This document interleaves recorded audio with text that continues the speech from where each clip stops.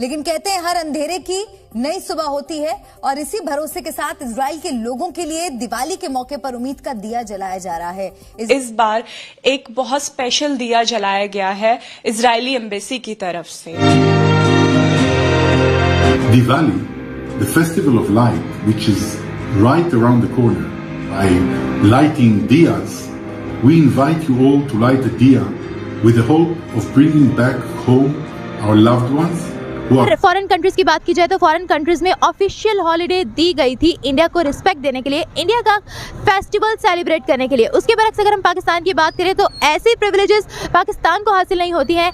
India कहीं ना कहीं एक इम्पोर्टेंट प्लेयर है, इंडिया एक इम्पोर्टेंट प्लेयर है, जारी बात है उसकी वॉइस मैटर करती है, उसके इसराइल के साथ बड़े अच्छे ताल्लुकात हैं, उसके सऊदीया वगैरह के साथ, ईरान के साथ वो एक सालिसी का किरदार अदा कर सकता है। इंडिया इसराइल पे फोकस जोर दे सकता है। इस टाइम सब ममालिक ये चाह रहे हैं कि जंग को खत्म किया जाए, उसके लिए वो इंडिया को इन्वॉल्व कर रहे हैं।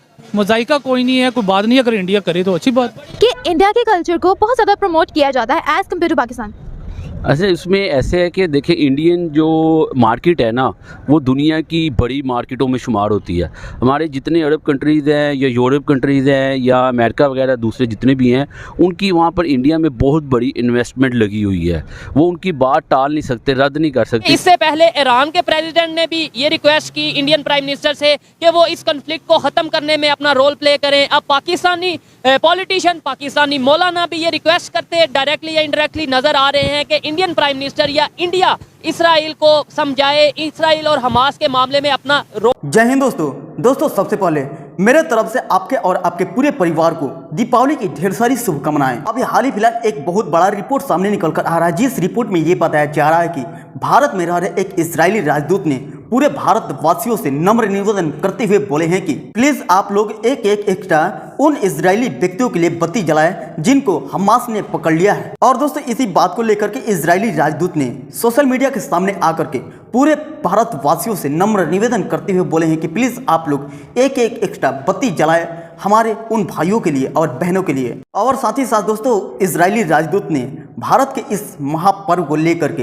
एक छोटी सी दीपावली का सेलिब्रेट करते हुए नजर आ रहे हैं। इतना ही नहीं दोस्तों, इजरायली राजदूत ने अपने बयान के दौरान खुलम खुला बताए हैं कि जिस तरीके से भगवान श्री रामचंद्र जी ने रावण को इस दुनिया से नामो निशान मिटा दिए हैं, उसी तरह से इजराइल भी हमास को इस दुनिया से नामो निशान मिटा देगा। दोस्तों आज से नहीं बल्कि बहुत साल पहले से इजराइल ने भारत के इस महापर्व यानी भारत के इसके बहुत सारे ऐसे त्योहार फेस्टिवल थे जिनको इजराइल ने अच्छी तरह से समझता है दोस्तों, और उनको सेलिब्रेट भी करता है। दोस्तों इजराइल के अलावा यूरोप के अधिकांश देशों में दीपावली के इस साल को जो दीपावली है बहुत ही खुशी से सेलिब्रेट किया जा रहा है दोस्तों। साथ ही साथ दोस्तों यूएस, यूके और यूएई जैसे तमाम बड़े बड़े देश इस साल की दीपावली को बहुत ही खुशी से सेलिब्रेट कर रहे हैं। दोस्तों इस साल की जो दीपावली मनाई जा रही है पूरी दुनिया में दोस्तों, ऐसा लग रहा है कि जैसे क्रिसमस डे मनाया जाता है या फिर 1 जनवरी मनाया जाता है, उसी तरह से दोस्तों भारत के इस फेस्टिवल को पूरी दुनिया में खुशी से मनाया जा रहा है। दोस्तों पाकिस्तान गवर्नमेंट की अगर बात करें, फिर ओवरऑल इस्लामिक कंट्रीज की बात करें, उनका क्या स्टांस है इसके ऊपर और प्रैक्टिकली वो क्या कर रहे हैं।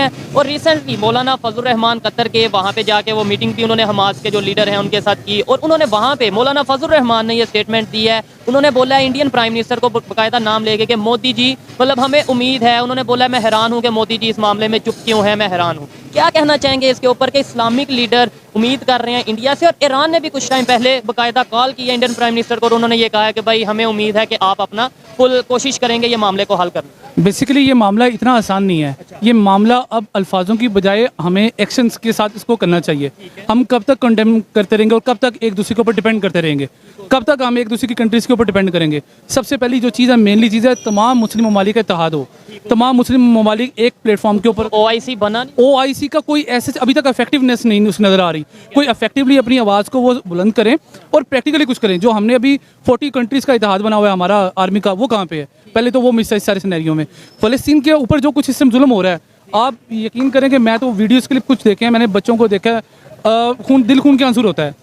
तो वो हमारा जहाँ तक है हमारा, हम आवाज़ बुलंद कर सकते हैं। जो हमारे हुक्मरान हैं इनको चाहिए ये प्रैक्टिकल कुछ करें, प्रैक्टिकल आवाज़ बुलंद करें, सब इकट्ठे हों, यूनाइट हों। अभी हमास ने अटैक किया, जो मिसाइल मतलब स्टार्ट जो जंग हुई वो हमास की तरफ से हुई, तो वो प्रैक्टिकली उन्होंने किया। अब वही लोग ये कह रहे हैं हम सीज फायर चाहते हैं, वो और इवन ईरान पहले ये कहने में आया कि भाई ईरान फुल सपोर्ट कर रहा है, प्रैक्टिकली जो उनका ग्राउंड पे सपोर्ट कर रहा है, लेकिन अब ईरान भी ये कह रहा है इंडिया को या कभी। प्रॉब्लम इसमें ये है ईरान अपने आप को क्यों रिजर्व किया हुआ है? क्योंकि अमेरिकन का जो पूरी सपोर्ट वो इसराइल को कर रहा है। अमेरिका ने अपना बेड़ा वहाँ पे खड़ा कर दिया है। अमेरिका ने अपने जोन से हैं फाइटर जेट्स वहाँ पे खड़े किए हुए हैं। तो अमेरिका एक किस्म के बैकअप पे ऊपर पूरा प्रेशर दे रहा है। और ये ओपनली है ना, उन्होंने ओपनली है। वो जब अमेरिका ओपनली सपोर्ट करता है, व्हाई नॉट वही? हम सब क्यों नहीं कर रहे? हम सब वहाँ पे क्यों नहीं प्रेशर बिल्डअप कर रहे कि ये देखिए जी, अगर ये चीज़ होगी तो आलमी जंग की तरफ तो हम जाएंगे। नहीं, तो आप क्या चाह रहे हैं? मतलब मेरा एक सवाल है, वो आपकी अपनी राय, आप क्या चाह रहे हैं कि ये ऐसा अगर हो तो आपको भी पता है कि आलमी जंग स्टार्ट हो जाएगी। आपकी कंट्री के ऊपर आपके बच्चों को अगर कोई मारे तो आप क्या उसको फूलों के हार पहनाएंगे? आप क्या करेंगे? आप हमारे इस्लाम में ये है, जब आपके ऊपर जंग मसलत कर दी जाए तो फिर अल्लाह की राह में निकल के लड़ो और तुम अल्लाह से ना डरो। बड़ी जबरदस्त बात की कि जब आपके ऊपर जंग मुसल्लत कर दी जाए, यानी कि जब आपके ऊपर अटैक किया जाए। लेकिन यहाँ पे सिचुएशन ये हमास ने अटैक किया है। देखें, हम जब तक अल्लाह की किताब को नहीं समझेंगे, उसके ऊपर नहीं चलेंगे, ये सब अनइफेक्टिव चीज़ें हैं। कब तक प्रोटेस्ट करते रहेंगे? कब तक यहाँ पे नारे मारते रहेंगे? Sir, be practical. अल्लाह की राह में हमने निकलना है और लड़ना है, और यही एक मुसलमान का ईमान होना चाहिए। और जब आप अल्लाह की राह में लड़ें तो अल्लाह पाक फरमाते हैं तो फिर तुम मुझ पर भरोसा करो और उसको आप मंतकी इंजाम तक पहुंचाएं। कब तक हम ये प्रोटेस्ट करते रहेंगे? जी आज प्रोटेस्ट हो रहा है, प्रोटेस्ट से कुछ नहीं होता है। इस आपकी ही बात पे रहें कि भाई लड़ो और मंतकी इंजाम, मतलब डू और डाई, जीतो या हारो, ये एक चीज़ है, ठीक है। तो फिर दूसरी तरफ ईरान हो गया। इवन मौलाना फजल रहमान ने अगर ये स्टेटमेंट दिया कि भाई इंडिया को चाहिए, या मोदी जी उन्होंने बाकायदा बोला कि मोदी जी मैं हैरान हूँ क्यों खामोश हैं, या इस तरीके से, क्या हमें फिर मतलब क्या जरूरत है किसी से हेल्प ये कहने की कि भाई सीज फायर करवा दें या सुलहबंदी करवा दें? तो आप बड़े मासूम हैं। वो तो जाहिर बात है स्टूडेंट। मैं मासूम इसलिए कह रहा हूँ आपको। देखिए, मौलाना फजल रहमान की एक आवाज़ हो सकती है। इस मुल्क को चलाने वाले कौन है? पहला क्वेश्चन तो ये होना चाहिए। जिनके पास पावर है वो कौन है? पावर हमारी इस्टेब्लिशमेंट है। तो वो खामोश क्यों है? वो तो जाए फिर, मतलब नंबर 1 अदारा भी है ना, दुनिया का नंबर 1। देखिए, एस्टेब्लिशमेंट कभी भी फ्रंट फुट पे आके नहीं लड़ती, जारी बात है। उसके लिए एक प्लेटफॉर्म होता है पॉलिटिकल गवर्नमेंट का। अब यहाँ पे पहली चीज़ है कि वो चीज़ लैक कर रही है। अभी तक आपकी केयर टेकर गवर्नमेंट बैठी हुई है, वो उस तरीके से स्टांस को बिल्डअप नहीं कर पा रहे। बेसिकली चीज़ें ये है, जब तक हम प्रैक्टिकल चीज़ों की तरफ नहीं जाएंगे, फ़लस्तीन के लोगों की, प्रैक्टिकल लोगों की मदद नहीं करेंगे, हमास की मदद नहीं करेंगे, तो यही होगा जो आज होता है आ रहा है। और अभी पाकिस्तान में तो केयर टेकर गवर्नमेंट है, क्या ईरान में भी केयर टेकर गवर्नमेंट है? क्या मैंने ईरान का आपको प्रॉब्लम बताया है। इसके अलावा सऊदिया देखें, सऊदिया का प्रॉब्लम ये था, सऊदिया और इसराइल पहले एक दूसरे के बड़े करीब आ रहे थे, अलायंस करीब बन रहा था उनका। अब वो सऊदिया उससे पीछे हट गया, बैकफुट पे चला गया। सऊदिया, इससे ज़्यादा आप सऊदिया से उम्मीद नहीं कर सकते। और जहाँ तक ईरान की बात रहेगी, तुर्की से भी आप एक हद तक उम्मीद कर सकते हैं। वो नेटो का मेंबर है इस टाइम तुर्की। आप बेसिकली जो मेनली आप जिससे उम्मीद लगा सकते हैं, जिससे होप कर सकते हैं, वो ईरान है। और ईरान इस महाज में अकेला क्यों नहीं आ रहा? वो अमेरिका इसराइल की सैंक्शन का भी इशू है, फिर अमेरिका इसराइल की पूरी बैकअप कर रहा है। और वो इसराइल क्यों डरता है ईरान से, और क्यों अमेरिका मदद कर रहा है? एक आप मुझे बात बताएं, गजा की एक पट्टी है, एक पट्टी के ऊपर आधे से ज्यादा भी खबर के मुताबिक है कि वो अपना कवर कर चुके हैं। एक गजा की पट्टी है। आपने कभी ये सोचा कि अमेरिकन बैठे बैठे वहाँ पे क्या कर रहे हैं? वो पट्टी को तो नहीं खत्म करने आए, वो तो ईरान के ऊपर प्रेशर बिल्डअप करने आ रहे हैं कि ईरान कहीं पे हमला ना कर दे। अगर ईरान हमला करेगा तो हम रिटेलिएट करेंगे और ईरान के ऊपर अटैक करेंगे। तो रशिया ने भी ये कहा है, या खबरें आ रही थी कि भाई रशिया भी शायद सपोर्ट करेगा हमास को या फलस्तीन को, इस तरीके से। ये जितने भी कंट्री ना, कभी भी आप एक्सपेक्ट ना करें कि ये ओपनली आके चीज़ें करेंगे। ये बैक एंड पे तो कर सकते हैं, इनकी सपोर्ट कर सकते हैं, इनको असला दे सकते हैं, या इनकी कोई सफारती जो आप इनकी सपोर्ट कर सकते हैं। ये कभी भी ये जैसे कंट्रीज हैं रशिया, चाइना, ये कभी भी फ्रंट फुट पे आके इनको सपोर्ट नहीं कर सकते। ये हम लोगों ने ही करना है।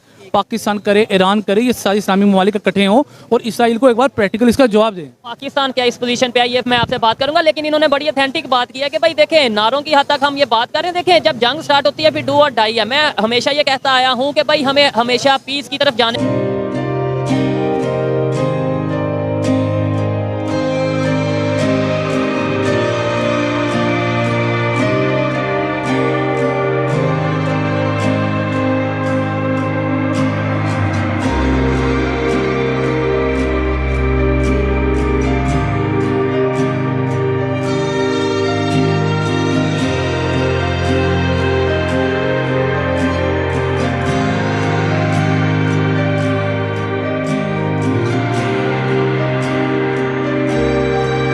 दोस्तों, जैसे देखा कि इजरायली राजदूत ने पूरे भारतवासियों से नम्र निवेदन करते हुए बोले हैं कि प्लीज़ आप लोग इस दीपावली के शुभ अवसर पे एक एक्स्ट्रा बत्ती जलाए उन इजरायली व्यक्तियों के लिए जिनको हमास ने पकड़ लिया है।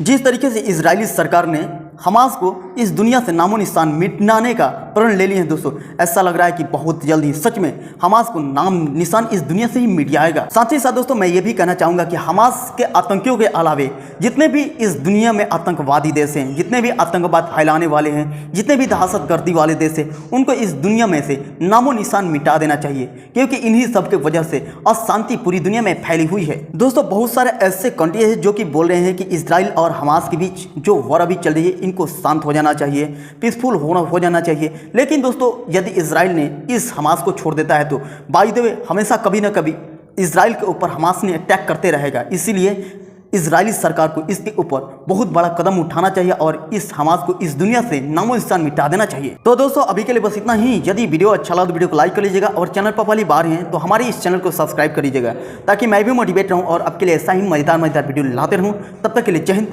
जय भारत।